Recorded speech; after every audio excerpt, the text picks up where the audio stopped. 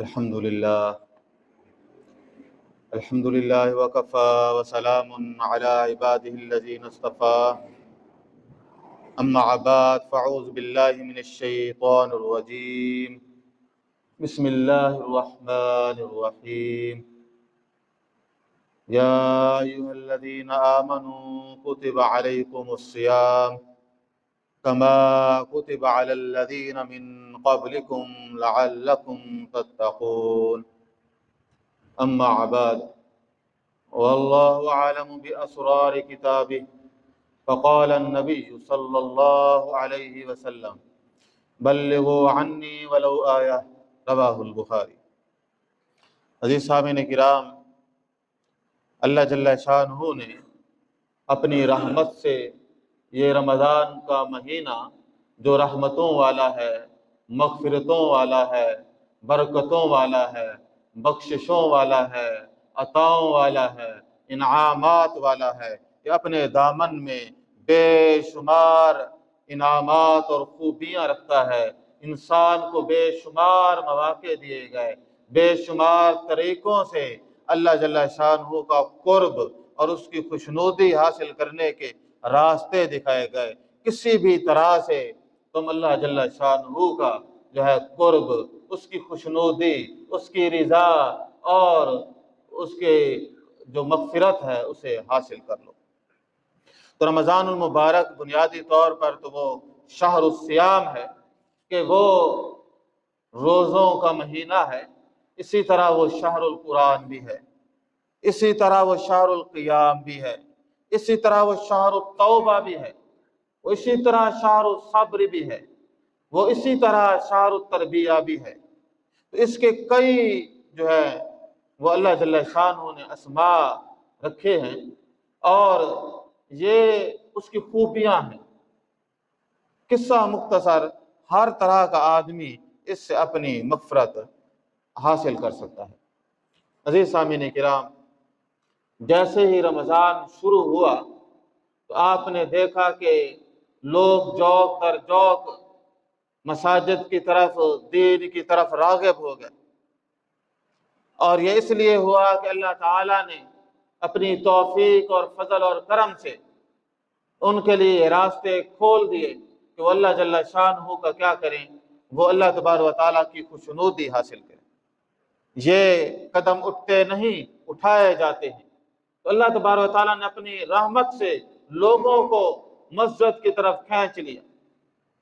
پھر آپ نے دیکھا کہ پھر لوگ جو ہے مساجد کی طرف آ گئے، پھر آہستہ آہستہ جو ہے خزاں کی پتوں کی طرح جھڑنا شروع ہو گئے۔ تو آخر یہ کیوں ہوتا ہے؟ نیکیاں کرنے سے تو انسان اللہ کا قرب حاصل کرتا ہے۔ یہ کون سی نیکیاں تھی جو اللہ سے دور کرتی گئی؟ یہ بھی ہم نے دیکھنا ہے نا، یا جو میں باتیں کر رہا ہوں وہ مبالغہ ہے یا نہیں ہے، یہ حقیقت ہے؟ بھئی یہ جو باتیں ہیں یہ حقیقت پر مبنی ہے یا مبالغہ آ رہی ہیں؟ تو رمضان کے شروع کے دنوں میں کیا ہو جاتی ہیں؟ وہ رمضان کے شروع کے دنوں میں مساجد بھر جاتی ہیں، لوگ نماز کی طرف، قیام اللیل کی طرف، عبادات کی طرف جو ہے زور شور سے آتے ہیں۔ تو عبادت اللہ کا قرب دلاتی ہے۔ عبادت کس کا قرب؟ اللہ جل شانہ کی خوشنودی حاصل کرنے کا وہ ذریعہ ہوتی ہے۔ لیکن یہ کون سی خوشنودی ہے کہ اگلے لمحوں میں انسان اللہ سے دور ہو جائے، مسجد سے دور ہو جائے؟ کوئی ایک مسجد کا حال نہیں، یہ سارے علاقوں میں یہی حال ہے۔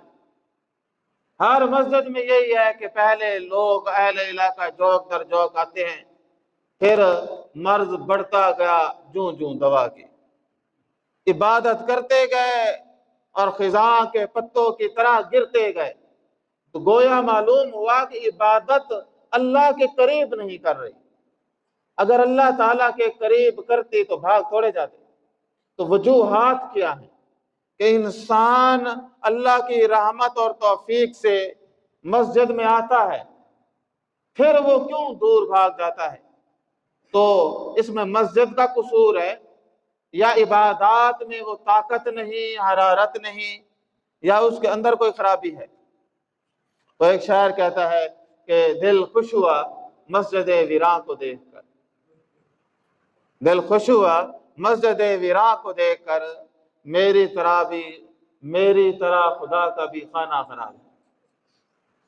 کہنے کا مطلب یہ ہے کہ بھئی لوگ کیوں دین سے بیزار ہو جاتے ہیں، کیوں عبادات میں وہ حرارت نہیں کہ جو انسان کو تسکین کا باعث بنے، انسان اللہ تعالیٰ کی خوشنودی حاصل کرے، ان میں وہ روح کیوں نہیں ہے، ان میں وہ جان کیوں نہیں ہے۔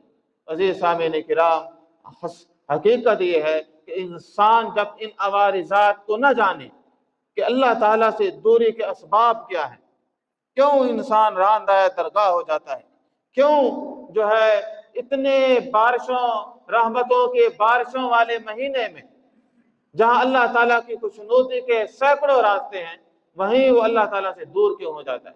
جب تک ان بیماریوں کا پتہ نہ ہو، ان کے علاج کا پتہ نہ ہو، اس وقت تک یہ کوئی بہتری آنے والی نہیں۔ تو سب سے پہلی بنیادی وجہ ہے وہ ہے عدم معرفت الہی۔ اللہ جل شانہ کی معرفت کا پتہ ہی نہیں ہے، اسے دین کے بنیاد ایمان پر ہے، ایمانیات کا ٹکے کا بھی پتہ نہیں۔ جس آدمی کو اللہ تعالیٰ سے اس سے محبت نہ ہو، تو محبت تو ہوگی نا جب ایمان ہوگا۔ تو جو سب سے پہلے معرفت ہے، اللہ تعالیٰ کی معرفت حاصل کرے، پہچان حاصل کرے کہ میں کون ہوں، میں کس کی عبادت کر رہا ہوں، اس کی شان کیا ہے، اس کی مقام کیا ہے، اس ذات کبریائی کا مقام کیا ہے، پھر وہ عبادت کی طرف آئے گا نا۔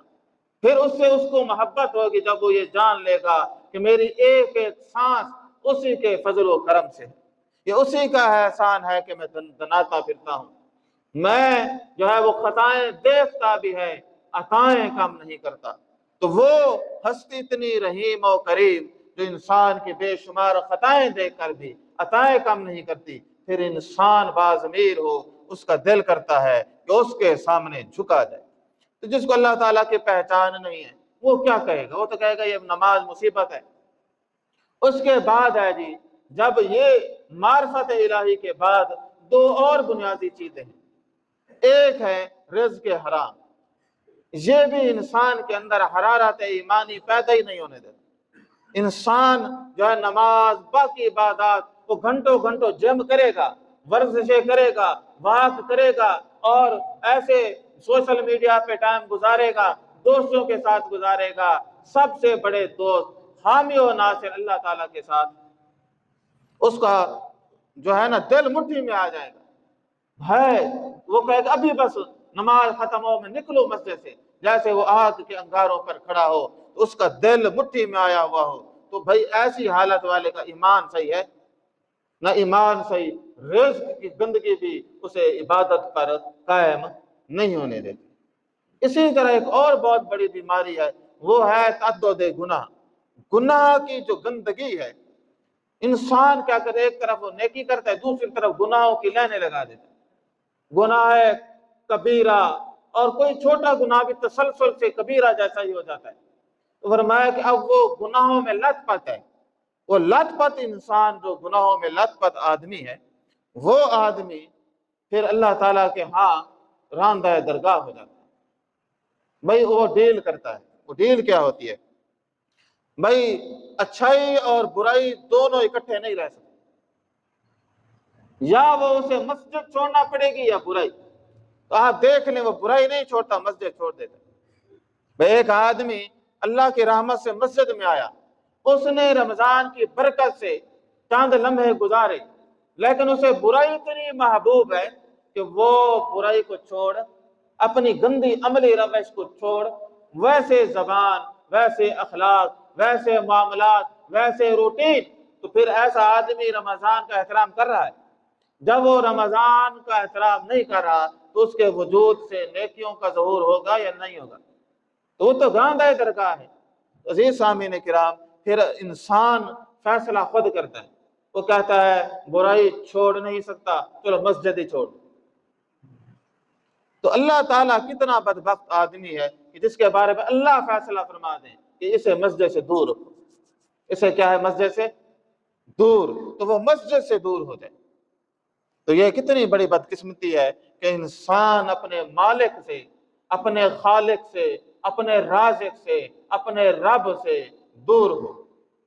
یہ کتنی بڑی بدقسمتی ہے، بدقسمتی بھی ہے، اور اس کے بعد یہ دنیا میں بھی ذلیل و خوار ہوگا، اور آخرت میں تو کوئی شک نہیں، ذرا برابر شک نہ کریں۔ ایک آدمی جو اللہ تعالیٰ کی خلاف ورزی میں زندگی گزارتا ہے، ہمارے یہاں کہ یہ بھی غلط تصور ہے، پتہ نہیں بے نمازی ہوتا ہے، روزے بھی نہیں رکھتا، غلط کام کرتا ہے، حرام بھی کھاتا ہے، دین بھی کوئی نہیں ہے، بس جی اللہ تعالیٰ کو کوئی ادا پسند آ جائے۔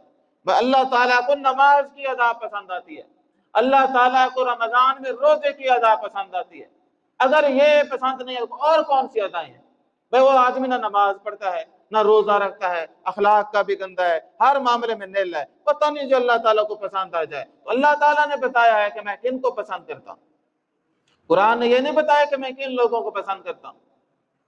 تو اللہ تبارک و تعالیٰ نے فرمایا واللہ یحب المحسنین، ہم کن سے محبت کرتے ہیں؟ نیکوکار لوگوں سے، محسنین لوگوں سے محبت کرتے ہیں اللہ تبارک و تعالیٰ۔ تو بھائی جو آدمی کا کھانا نیکی سے خالی ہو وہ کتنا اللہ تعالیٰ کے قریب ہوگا۔ تو بھائی عدم معرفت الہی، رزق حرام اور گناہ یہ بنیادی طور پر بڑے جرم ہیں جن کی وجہ سے انسان کیا ہے، اللہ تعالیٰ سے دور ہوتا ہے۔ تو رمضان میں لوگ جاب در جاب آتے ہیں تو پھر کیا ہے، فضا کی پتوں کی طرح وہ کیا کرتے ہیں، ایسا تک گرنا شروع ہو جاتے ہیں، اور وہ جو ہے کھینچ کھونچ کر 5-10 روزے ہی ان کے لیے عبادت کافی ہو جاتی ہے۔ اور اللہ تبارک و تعالیٰ کیا فرماتے ہیں، وَاعْبُدْ رَبَّكَ حَتَّى يَأْتِيَكَ الْيَقِينُ، عبادت کو کب تک کرنا ہے؟ فرمایا وَاعْبُدْ رَبَّكَ، تو اپنے پروردگار کی عبادت کر، حَتَّى يَأْتِيَكَ الْيَقِينُ، موت کے کنارے تک عبادت کو لے جاؤ۔ اب کتنے لوگ ہیں کہ جو شروع کے ہی دنوں میں بس نماز پڑھی پھر چھٹی، کتنے ہیں کہ جو رمضان تک دیندار رہیں گے اس کے بعد چھٹی۔ اسلام کیا کہتا ہے، وَاعْبُدْ رَبَّكَ حَتَّى يَأْتِيَكَ الْيَقِينُ، اللہ جل شانہ کی عبادت کرو کب تک؟ موت کے کنارے تک۔ تو یہ انسان جس عمل خیر کو شروع کرے، نیکی کو شروع کرے، تو کب تک شروع کرے؟ موت کے کنارے تک۔ کب تک؟ موت کے کنارے تک۔ نبی کریم صلی اللہ علیہ وسلم نے فرمایا اللہ جل شانہ کو وہ اعمال پسند ہیں جو تسلسل سے ہو، جو کب سے ہو؟ تسلسل سے ہو، اگرچہ وہ چھوٹے ہی کیوں نہ ہو، تھوڑے ہی کیوں نہ ہو، عمل تھوڑا ہو مگر تسلسل سے ہو، تو وہ اللہ جل شانہ کو زیادہ پسند ہے۔ عزیز سامعین کرام، اب ہم نے یہ لائے عمل تیار کرنا ہے۔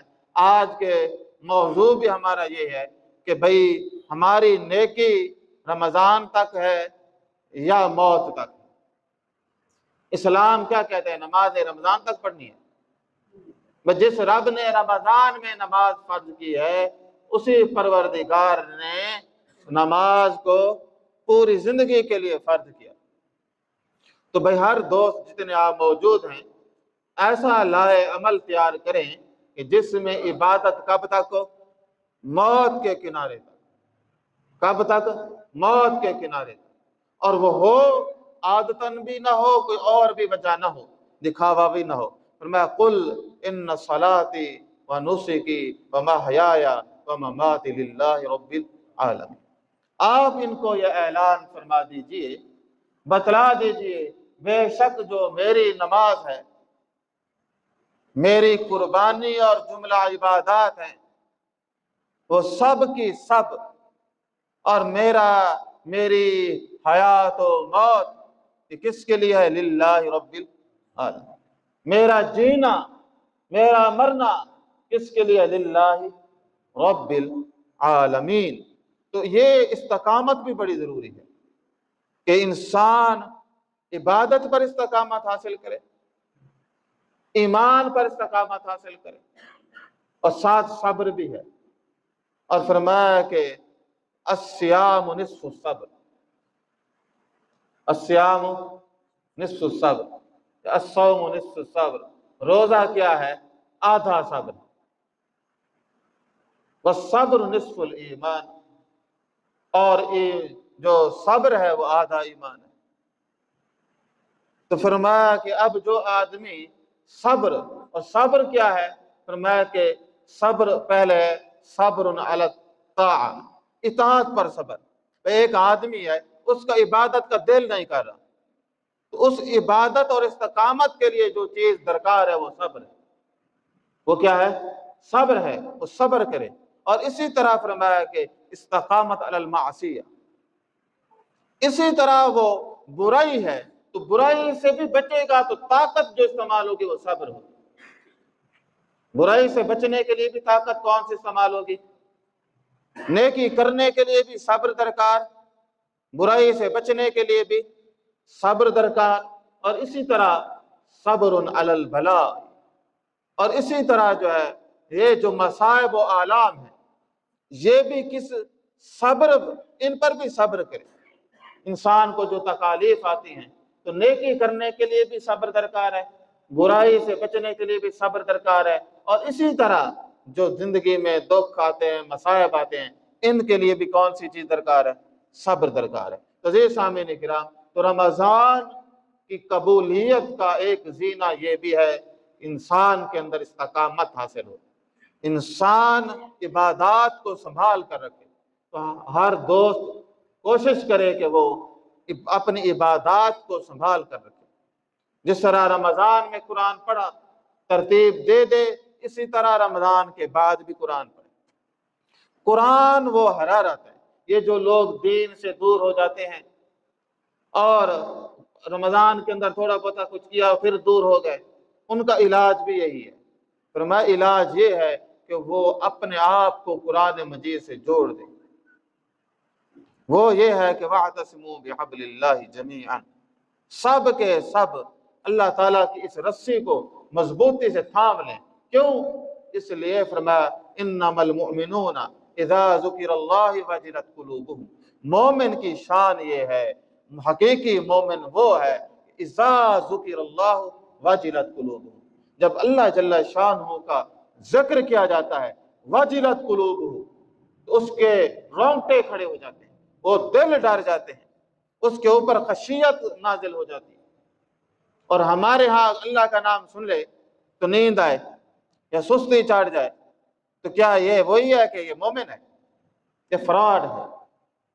انما المؤمنون اذا ذکر اللہ وجلت قلوبہم واذا تلیت علیہم آیاتہ، جب اس کو قرآن کی آیات پڑھ کر سنائی جائے تو زادتہم ایمانا، تو وہ اس کا ایمان کیا ہو جاتا ہے؟ بڑھ جاتا ہے۔ تو یہ ایک پیرامیٹر ہے، یہ اللہ تعالیٰ نے ایک انسان کو یہ بتا دیا۔ اب قرآن ایمان کو کیا کرتا ہے؟ طاقت اور تقویت دیتا ہے۔ گویا ایمان کی خوراک کیا ہے؟ قرآن ہے۔ قرآن مجید کس کی خوراک ہے؟ ایمان کی۔ تو جب قرآن سے دور ہوگا تو اس کو پڑھنا بھی ترجمے سے ہے، ورنہ وہ کہہ رہا ہے اسے پتہ ہی نہیں ہوگا کہ کیا ہے، وہ تو زبان پہ آئے نا، اصل تو ہے نا دل تک آنا، تو اس کے لیے خلوص اور یہ چیزیں چاہیے۔ تو فرمایا کہ وَإِذَا تُلِيَتْ عَلَيْهِمْ آيَاتُهُ زَادَتْهُمْ ایمانا۔ اب یہ بھی ہمیں سمجھ آ گئی کہ جس آدمی کا دل عبادت سے اکتانے لگے، دین سے دور بھاگنے لگے، تو وہ اپنا پہلے تصفیہ کرے، کیا وہ کسی ایسی خرابی کا شکار تو نہیں، ایسے گناہ کا شکار تو نہیں جو اللہ کو ناپسند ہے؟ انسان گناہ کر کے اللہ سے دور ہوتا ہے۔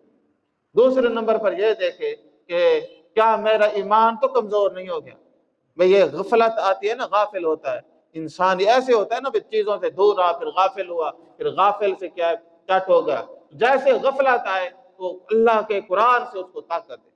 اس کی آپ مثال سمجھے، جب انسان بیانات سنتا ہے، تقاریر سنتا ہے اور اللہ کا نام سنتا ہے تو اس کا دل نیکی کی طرف ہونے لگتا ہے، اور جب وہ اس سے دور ہوتا ہے تو پھر چھٹی، پھر وہ اور جو ہے معاملات میں گزر جاتا ہے۔ عزیز سامعین کرام، اسی طرح اللہ جل شانہ نے ہمیں مواقع دیا کہ ہم اپنے ایمان کو جو حرارت ہے وہ کس سے دیں؟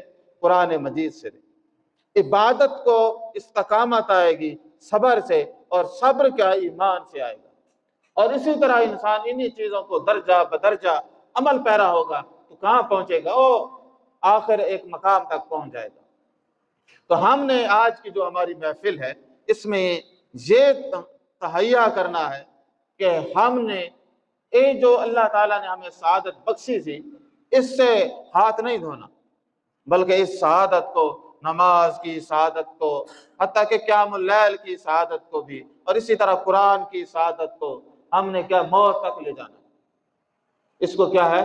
موت تک لے جانے کی کوشش کرنی ہے۔ مومن کا تعلق قرآن سے صرف رمضان میں نہیں ہوتا، اس کا تو زندگی بھر کا تعلق ہے، حتیٰ کہ یہ جنت میں بھی تعلق ہوگا۔ اس کو درجات بھی اسی وجہ سے ملیں گے، جن جن آیات پہ وہ عمل پیرا ہوا ہوگا اور وہ اس کے سینے میں پیوست ہوں گی، فرمایا جائے گا کہ پڑھتا جا اور چڑھتا جا، جتنے تو نے قرآن پہ جتنی بار عمل کیا، جتنی آیات کو تو نے پڑھا اور انہی پر کار بند رہا، چل بھائی تیرے لیے اتنے ہی اجر کا اعلان ہے۔ تو قصہ مختصر کہ یہ ہمارے اندر خوبیاں ہوں کہ ہم اس طرح سے کریں، تو اس کے لیے انسان گناہگار ہے۔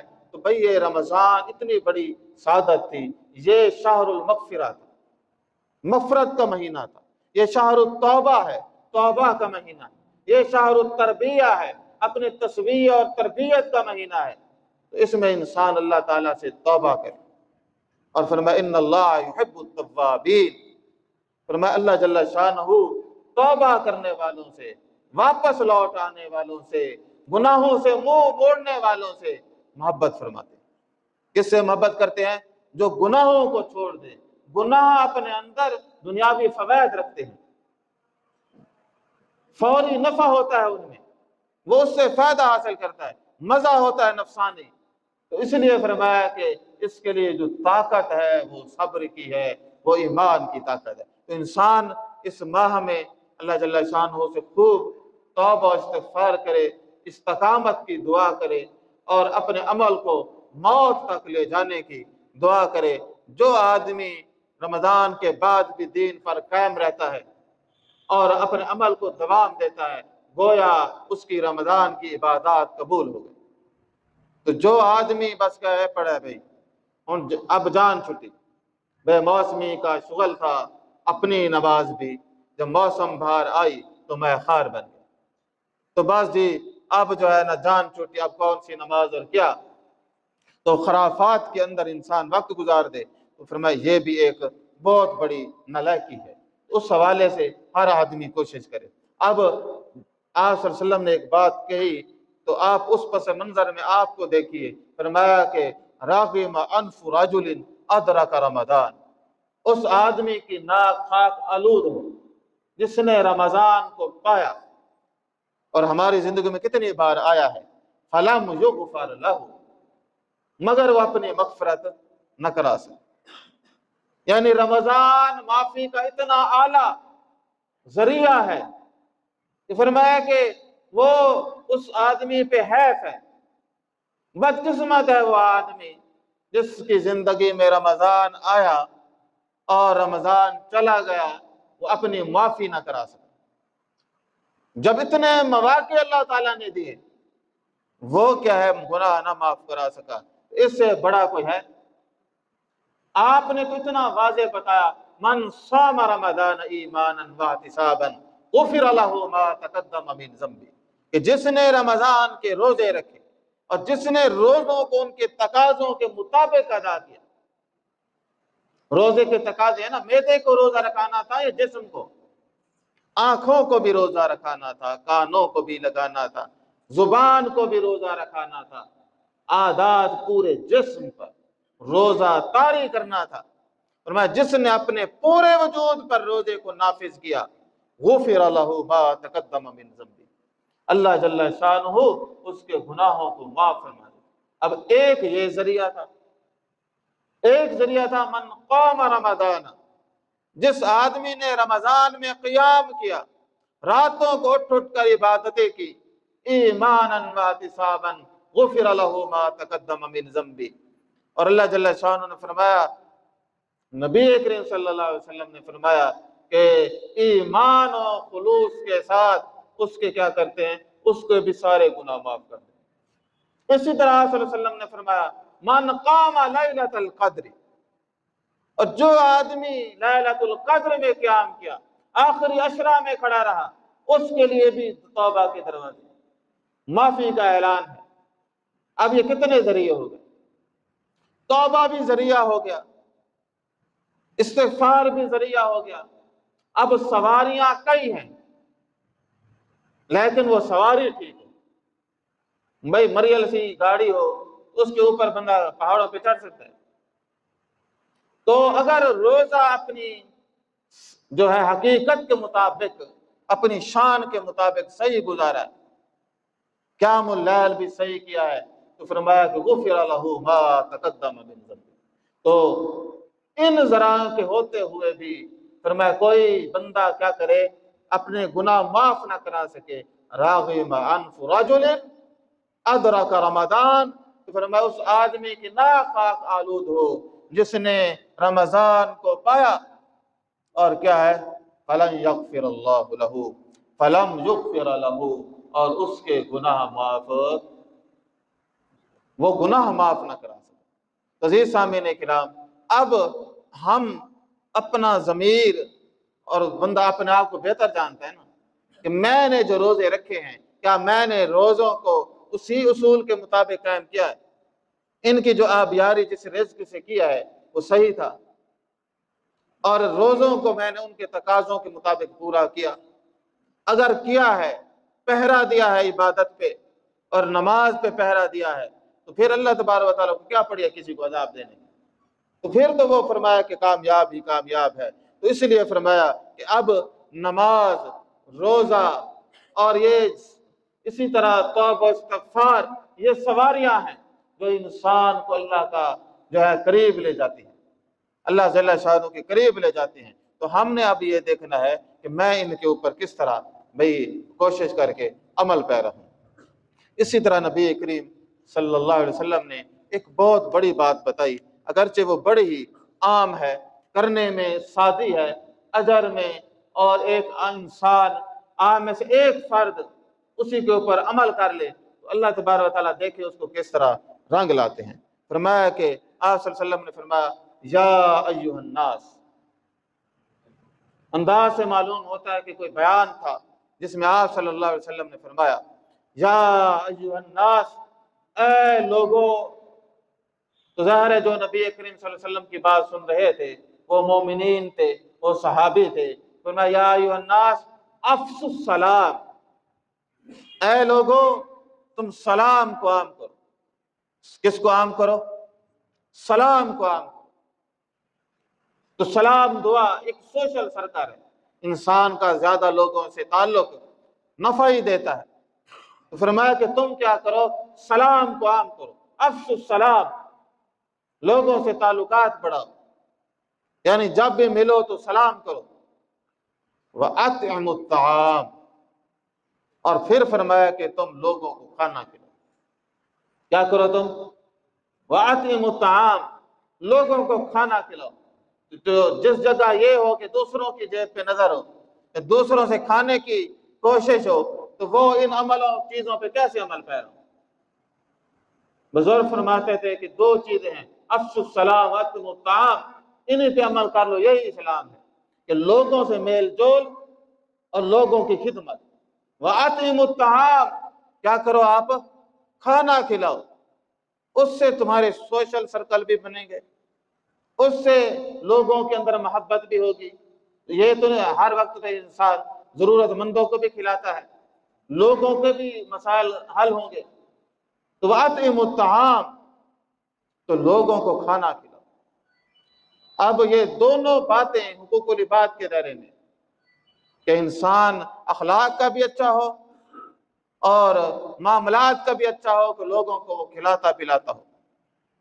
فرمایا اسی طرح واصل الارحام، اور تیسری بات بتائی کہ جس طرح تم افشوا السلام وَأَطْعِمُوا الطَّعَامَ، اور اسی طرح فرمایا واصل الارحام، اور صلہ رحمی کرو۔ کیا کرو؟ صلہ رحمی کرو۔ یہ بڑی شان ہے کہ انسان لوگوں کی غلطیوں کو معاف کرے، درگزر کرے، آئی گئی کر دے، اور اپنی انا کا ضد کا مسئلہ نہ بنائے، درگزر کرے۔ بڑے آدمی کی شان ہوتی ہے، بلکہ اللہ تبارک و تعالیٰ نے مومن کی یہ شان بتائی، فرمایا فمن عفا و اصلح، فرمایا جس نے معاف کیا اور اصلاح کی، فاجرہ علی اللہ، اس کا اجر کس کے پاس ہے؟ اللہ تعالیٰ کا۔ تو لوگوں کو معاف کرنا یہ بڑی صفت ہے کہ انسان لوگوں کو معاف کرے، اور یہ معاف کرنا یہ بھی صفت ہے انسان کی، معافی مانگنا یہ بھی صفت ہے انسان کی۔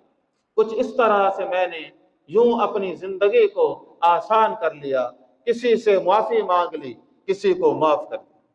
تو زندگی آسان چاہتے ہیں تو غلطیاں کریں نا، غلطیاں ہو جائیں تو معذرت کر لیں، اور اسی طرح دوسروں کو بھی معاف کرنا سیکھیں۔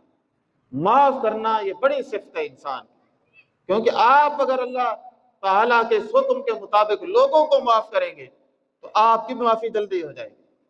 تم زمین والوں پہ رحم کرو، آسمان والا تم پہ رحم کرے گا۔ تو یہ اس طرح اللہ جل شانہ نے فرمایا کہ تم زمین آسمان والے کیا ہے، جب تم زمین والوں پہ رحم کرو گے تو آسمان والا تم پہ کیا کرے گا؟ رحم کرے گا۔ تو اسی لیے فرمایا صلہ رحمی کرو، لوگوں کو معاف کرو، غلطیاں ہوتی ہیں درگزر کرو۔ تو جو آدمی درگزر نہ کر سکے وہ کوئی انسان تھوڑا ہے، وہ کوئی اس کے اندر کوئی بات ہے ہی نہیں ایسی۔ تو بہرحال صلہ رحمی، لوگوں کی غلطیوں کو معاف کرنا، درگزر کرنا یہ بڑی خوبی ہے۔ اسی طرح فرمایا کہ جب اب افشوا السلام واطعموا الطعام واصلوا الارحام، اور اسی طرح فرمایا وصلوا باللیل، راتوں کو نماز پڑھو۔ دنوں میں تو فرض ہے نا، یہ نوافل کی بات ہو رہی ہے۔ یا ایھا المزمل قم اللیل الا قلیلا نصفہ او انقص منہ قلیلا او زد علیہ ورتل القرآن ترتیلا۔ اسی سورت کی آخری آیت 20ویں آیت میں بھی مومنین کو بھی یہی سبق دیا۔ بات کا مقصود یہ ہے کہ یہ جو رات کی نماز ہے یہ کیوں رکھی گئی؟ وَصَلُّوا بِاللَّيْلِ، راتوں کو نماز پڑھو، کیونکہ عبادت کی قبولیت کا پہلا زینہ خلوص ہے۔ پہلا کیا ہے؟ خلوص ہے۔ جو راتوں کو عبادت کی جائے اس میں ریا کا خطرہ بھی نہیں ہوتا، اس میں ریا کا خطرہ نہیں ہوتا۔ تو فرمایا وہ خلوص ہے۔ تو خلوص پہلی چابی ہے قبولیت کی، انسان خلوص کے ساتھ عبادت کرے۔ اور دوسری اس میں اور باتیں ہیں کہ اسلام رہبانیت کا دین نہیں ہے۔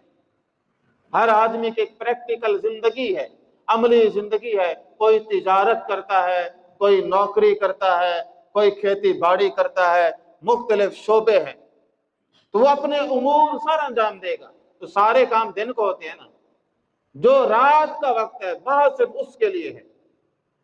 وہ اپنے وقت میں سے اگر وہ ایک آدمی ہے، غریب ہے، وہ کام نہیں کرے گا تو اس کا نتیجہ اور اس کے اثرات اس کے خاندان کو بھی بھگتنے پڑیں گے نا۔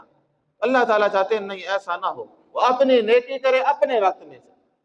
اور وہ رات کا وقت کیا ہوتا ہے؟ اس کا ذاتی وقت ہوتا ہے۔ تو وَصَلُّوا بِاللَّيْلِ، فرمایا کہ تم راتوں کو نماز پڑھو، اور فرض نماز کے بعد اگر کوئی نماز افضل ہے تو وہ قیام اللیل ہے، رات کی نماز ہے۔ فرمایا کہ اس وقت یہ وَصَلُّوا بِاللَّيْلِ وَالنَّاسُ نِيَامٌ، جب بندے سوئے ہوئے، اب رات کی تاریکی ہے، لوگ سوئے ہوئے ہیں، تو دکھاوے کی عبادات بھی ہوتی ہیں نا۔ لوگ دکھاوے کے لیے بڑے بڑے خرچے کر دیتا ہے، عبادتیں کرتا ہے۔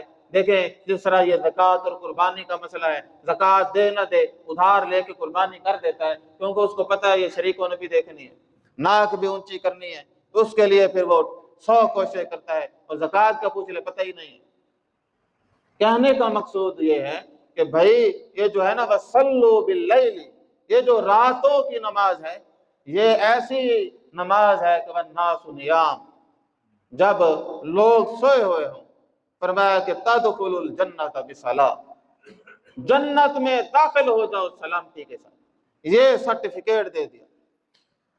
ان تمام باتوں پہ چھوٹی سی میں نے شروع میں بات کی، عام سی بات ہے، لیکن اس کا اجر نتیجہ آپ دیکھیں۔ اسلام کا ایک طریق ہے، آپ اسلام پر عمل کریں گے کبھی آپ کی صحت کا نقصان نہیں ہوگا، کبھی آپ کی عزت کا نقصان نہیں ہوگا، کبھی آپ کے مال کا نقصان نہیں ہوگا۔ جو آدمی صحیح طریقے پہ اسلام پہ عمل کرے گا، اللہ تعالیٰ اس کی عزت بھی بڑھاتے ہیں، اس کے مال کو بھی بڑھاتے ہیں، اور اس کی صحت بھی ٹھیک رہتی ہے۔ کوئی ایک عمل آپ بتائیں جس سے صحت خراب ہوتی ہے؟ کوئی ہے عمل، کوئی ایسی عبادت ہے جس سے صحت خراب ہوتی ہے؟ گناہ کے کام ہے نا، سموکنگ ہے، ڈرنکنگ ہے، اور گندے کام ہے جس سے صحت خراب ہوتی ہے۔ اسلام کی کسی کام سے ہوتی ہے؟ آب زمزم سے بندے کو کیا ہوتا ہے؟ گردے فیل ہو جاتے ہیں۔ وہ کتنی آب شفا ہے۔ تو کہنے کا مقصود یہ ہے کہ جو آدمی عبادت کرے گا، صحت بھی، اب جو ارلی ان دی مارننگ ہے، وہ صبح اٹھتا ہے، تو وہ صبح اٹھتا ہے تو صحت صحیح رہتی ہے یا نہیں؟ تو اس کی صحت، وہ ڈسپلنڈ آدمی ہوتا ہے، کیونکہ نماز اپنے وقت پر پڑھنی ہے نا، تو نماز وقت پر پڑھے گا، کھانا وقت پر کھائے گا، صحت ٹھیک رہے گی۔ اور اسی طرح اسلام عیاشی سے روکتا ہے، اور اس کے بعد اس کو صحیح طریقے سے مال خرچ کرنے کی تعلیم دیتا ہے، پھر اسی کی برکت ہے، اللہ تبارک و تعالیٰ اسے کیا ہے، دوسرے دروازے سے لوٹا دیتا ہے، چیزوں کے اندر برکت ہو جاتی ہے۔ اور مال زیادہ ہو، برکت نہ ہو، پیسوں کا پتہ ہی نہیں چلتا، ہوا ہو جاتے ہیں۔ برکت ہو تو تھوڑے پیسوں سے گزارا ہو جاتا ہے۔ تو یہ بھی ایک اللہ جل شانہ کا ایک طریق ہے۔ تو عزیز سامعین کرام، اب بات کیا تھی؟ وَأَفْشُوا السَّلَامَ، لوگوں سے سلام عام کریں۔ وَأَطْعِمُوا الطَّعَامَ، لوگوں کو کھانا کھلاتے رہیں۔ وَصِلُوا الْأَرْحَامَ، لوگوں سے غلطیاں ہوتی ہیں، آپ معاف کرتے رہیں، صلہ رحمی کرتے رہیں، درگزر کرتے رہیں۔ یہ کتنی خوبی ہے۔ اور یہ تینوں باتیں کیا ہیں؟ یہ حقوق العباد ہے یا حقوق اللہ ہے؟ یہ حقوق العباد ہے۔ لوگوں کو سلام کرنا ہے نا آپ نے، کھانا بھی لوگوں کو کھلانا ہے، معاف بھی لوگوں کو کرنا ہے۔ اور فرمایا اور تم نے اللہ کے لیے کون سا کام کرنا ہے؟ وَصَلُّوا بِاللَّيْلِ، راتوں کو نماز پڑھنی ہے۔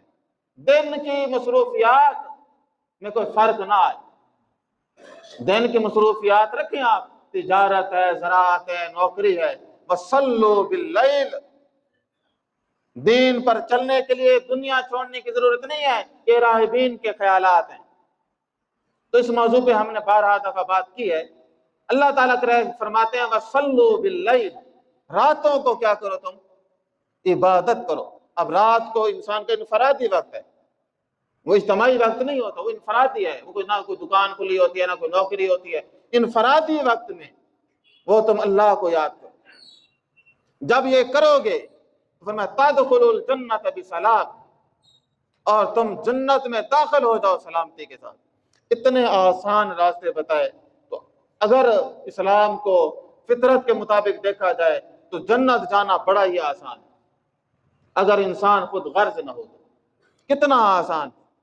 اس لیے آپ صلی اللہ علیہ وسلم نے جو پیکر رحمت تھے، انہوں نے کیا فرمایا کہ راجل انفن یا راجل راغم انف راجل، راغم انف راجل ادرک رمضان، کہ اس آدمی کی ناک خاک آلود ہو کہ جس نے رمضان پایا، فلن یغفر لہ، اور فلم یغفر لہ، اور اس کی کیا ہے مغفرت، وہ اپنے مغفرت نہ کرا سکتا۔ تو اس سے بڑی بدقسمتی کیا ہے؟ ہر عمل پہ جنت کی بشارت، لیکن وہ عمل ہی کھوٹے ہوں تو پھر۔ تو یہ ہمارے لیے ایک سبق ہے، ہر آدمی اس کے اوپر کوشش کرے کہ بھئی میں نے دیندار صرف رمضان میں نہیں رہنا، بلکہ اپنی عبادت کو کہاں تک لے جانا ہے؟ وَاعْبُدْ رَبَّكَ حَتَّى يَأْتِيَكَ الْيَقِينُ، موت کے کنارے تک لے جانا ہے۔ تو اگر کوئی آدمی یہ دیکھنا چاہتا ہے کہ میری عبادات قبولیت کا شرف حاصل کیا ہے یا نہیں، تو وہ اپنی عبادات کے دوام کو دیکھ لے کہ میں اپنی عبادات پہ قائم ہوں یا نہیں ہوں، ان پہ مجھے استقامت حاصل ہے یا نہیں ہے۔ تو بھائی ہر آدمی یہ نمازیں، یہ چیزیں صرف رمضان میں فرض نہیں ہیں، رمضان کے بعد بھی فرض ہیں۔ تو جس رب نے رمضان میں عبادت کا حکم دیا ہے، اسی رب نے رمضان کے بعد بھی نماز کا حکم دیا ہے۔ تو ہم کوشش کریں کہ ان کو اس طریقے سے، بہترین طریقے سے ادا کرنے کی کوشش کریں۔ تو عزیز سامعین کرام، اسی طرح یہ چند اقوال میں نے یہ لکھے کسی جگہ سے، فرمایا کہ تم روزے میں کھانے سے تو رکتے ہو، تم روزے میں کھانے سے تو رک جاتے ہو، لوگوں کا مال کھانے سے کب رکو گے؟ میں جس طرح روزے کے ساتھ کھانا حرام ہے، اسی طرح دوسروں کا مال کھانا وہ جائز ہے، وہ بھی کیا ہے؟ ناجائز ہے۔ جس رب نے حلال کھانے سے منع کیا ہے نا، اس رب نے یہ بھی منع کیا ہے کہ تم دوسروں کا مال نہ کھاؤ۔ تو ہر آدمی کوشش کرے، اللہ تعالی جو ہے ان کی ذات بے شمار رزق دینے والی ہے، وہ رب العالمین ہے۔ تو انسان تھوڑا صبر اور کناعت سے چلے تو اپنے حصے کا رزق حلال کھائے، تو اس میں یہ ہو جائے گا کہ وہ ڈھیر سارے ظلم سے بچ جائے گا، کیونکہ جتنے گناہ ہیں نا، ان گناہوں میں سب سے زیادہ گناہ وہی ہیں جو رزق کے کمانے کے ذریعے مال حاصل کرنے کے لیے کیے جاتے ہیں۔ جھوٹ ہے، فراڈ ہے، بےایمانی ہے، ملاوٹ ہے، دھوکے بازی ہے، صرف مال کے لیے ہے۔ اگر آدمی وہ مال ہی کے چھوڑ دے، حلال پر قانع ہو جائے تو بے شمار گناہوں سے کیا ہو جائے گا؟ بچ جائے گا، اور پھر اس سے عبادت کے اندر جو طاقت آتی ہے وہ کمال ہے، ورنہ یہی رہ جائے گا، بھئی رہ گئی رسم اذاں روح بلالی نہ رہی، تو پھر یہی نتیجہ ہوگا کہ بس عبادتیں ہو جائیں گی، اور وہ جو اللہ اکبر کی صدا ہے وہ زبان تک کھڑی رہے گی، دل میں پھر بھی انا کا بت ہوگا، نفس پرستی ہوگی۔ وہ جو اللہ اکبر تھا وہ زبان پر تھا، دل میں تو پھر بھی نفس ہی اکبر ہے، وہی انا، وہی چیزیں، اس کو کوئی فائدہ ذرا بھی نہیں ہوگا۔ ہر آدمی کوشش کرے رزق، اللہ تعالیٰ سے توبہ استغفار، اللہ تعالیٰ کی معرفت، یہ کچھ چیزیں اگر مل جائیں تو اس کی عبادت ریاضت بن جاتی ہے، اور اس کی عبادت ایسی ہوتی ہے کہ جس پہ فرشتے بھی رشک کریں۔ اگر یہ چیزیں نہ ہوں تو پھر وہ سمجھے کہ اس کا بیڑا غرق ہے۔ تو بہرحال جس طرح رمضان کے اندر انسانوں نے کوشش کی، عبادات کی، اسی طرح رمضان کے بعد بھی اللہ جل شانہ کی عبادت پر قائم و دائم رہیں۔ یہی آج کا ہمارا بیان تھا، موضوع تھا کہ استقامت جو ہے وہ اللہ تعالیٰ نے یہ نہیں بتایا کہ رمضان کے بعد چھٹی کر دینی ہے، بلکہ بتایا کہ وَاعْبُدْ رَبَّكَ حَتَّىٰ يَأْتِيَكَ الْيَقِينُ، کہ موت کے کنارے تک اللہ جل شانہ کی عبادت کرتے رہیں۔ تو اللہ تبارک و تعالیٰ ہمیں ایمان کی استقامت بھی دے اور عمل کی بھی استقامت دے، کہ اپنے اعمال کو موت کے کنارے تک لے جائیں۔ تو اللہ تبارک و تعالیٰ ہم سب پر اپنی بے پناہ رحمتیں نازل فرمائے۔ وآخر دعوانا الحمدللہ رب العالمین۔